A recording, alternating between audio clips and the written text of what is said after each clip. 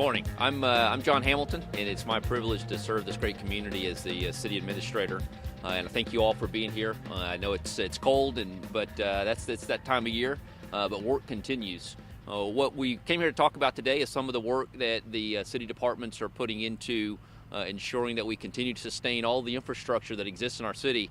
So many times we talk about new construction, we talk about new roads, new buildings, but it's also important to remember there's a lot of existing neighborhoods and buildings and roads and things that must be sustained.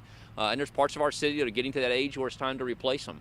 And so in this particular example, we're talking about the sewage system, and we've got the director of WPC here to talk in more detail specifically about what's going on. But what you're really seeing is the work that they put into going out, looking to see where we have issues, where we need to replace infrastructure, make sure that the city stays in good working order and stays a modern city as we like to live in. So there's a lot of work that's going on. I'll let him talk about that. First, I want to introduce Dr. Showers. We're standing in his district. Much of the work that Shane Cook will talk about later is occurring here in this district. There's also other parts of the city, but in this particular case, a great deal of it is happening here in the north part of Huntsville. And Dr. Showers serves this community so well. I want to give him the opportunity to come up and speak a little bit about the work that we have going on here. So, Dr. Showers?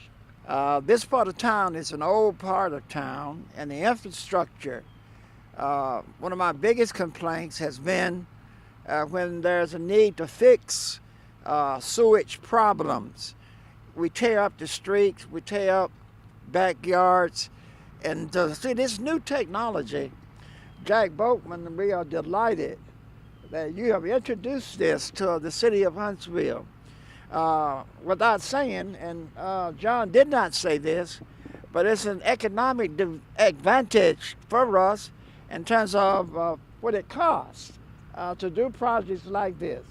So we want to thank Jack Boatman and his team, his group, for presenting this opportunity to the city of Huntsville, to our department that really handles this. I came in earlier this morning, they were just smiling because of this technology. So we are just fortunate to have this type of technology to go in here in our city, and certainly it will save the city of Huntsville many, many dollars because of this kind of technology.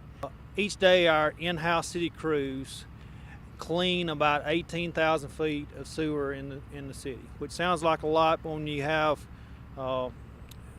40 miles of sewer, it's not really that much.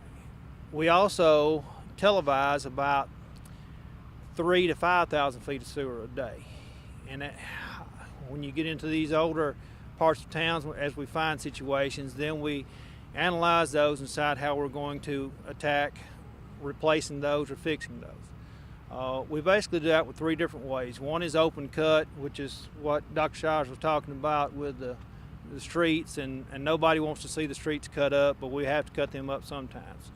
We also have two types of underground technologies, trenchless technologies, that we use to replace or rehabilitate these sewers. One is a pipe bursting process where we literally go in and pull a hammer down through the pipe, explode the pipe, and as they're doing that, they pull a new pipe in place. And from manhole to manhole, we end up with a seamless new pipe, and then we have to go back and tie the service laterals in. What we're looking at specifically today is cast in place pipe, and that is basically a fiber sock that's resin impregnated. They invert that pipe or that sock into the carrier pipe, and then they pressurize it with hot water, blowing that sock out against the carrier pipe and forming it to it, and cook the resin to where it's a solid pipe. We end up with a solid unit from manhole to manhole, no joints, no root intrusions, and no I&I.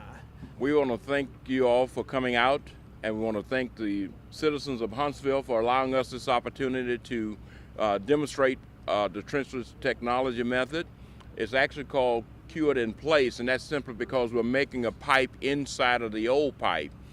Now, we talked a lot about how long does it take. I can tell you we will actually do 500 feet today from this manhole behind the truck going over to Inglewood, and tomorrow we'll do 800 going the other way. So you'll have 15 feet of new pipe within 2 days. And it typically will take about a couple of 3 hours in order to cure this pipe.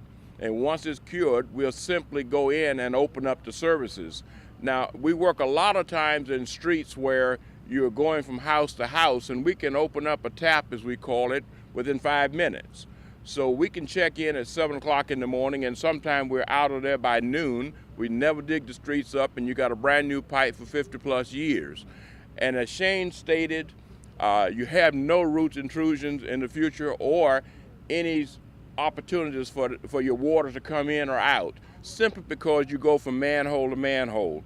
And again, we want to thank you all for taking a very close look at this process, because you asked the question, is this the future? Yes, it is in certain applications. There will still be the need to dig from time to time, but in a lot of applications, as the engineering folks can tell you, this is a good process for both sewage and drinking water. So again, we want to thank you all very much. We want to thank the support of the council and Dr. Shane for his interest in this high-tech method, and of course, Dr. Charles, and Shane for his ability to work with us to make this happen in a seamless way.